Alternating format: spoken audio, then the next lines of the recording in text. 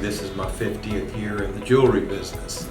And I started in Albuquerque in 1973 after graduating from Texas Tech with a bachelor's and a master's in mechanical engineering.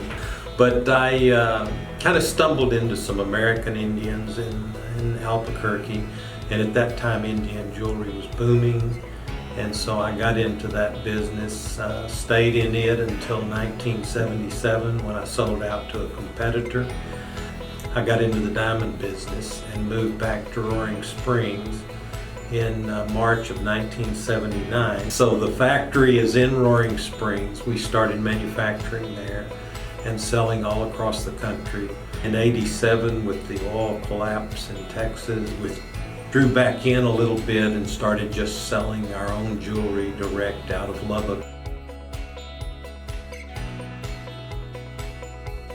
I can track back my family growing cotton to 1780 in Abbeville, South Carolina. We've been cotton farmers forever. And my great uncle invented the lint cleaner there for cotton. He's actually in the museum with a section dedicated to him in his moss, which is the moss lint cleaner. Then numerous people in my family have been ginners, have been grown cotton, and my brother is the last of us in Roaring Springs, and he has some of the old home land and still grows cotton.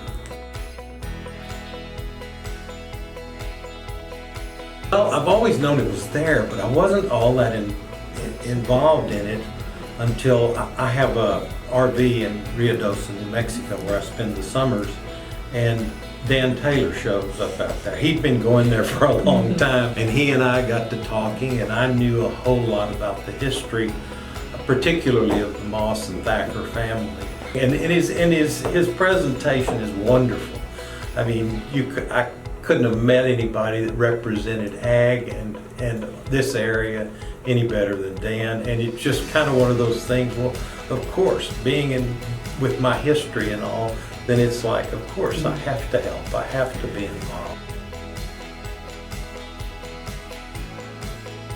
Lubbock is really like a big, small town. Everybody's friendly.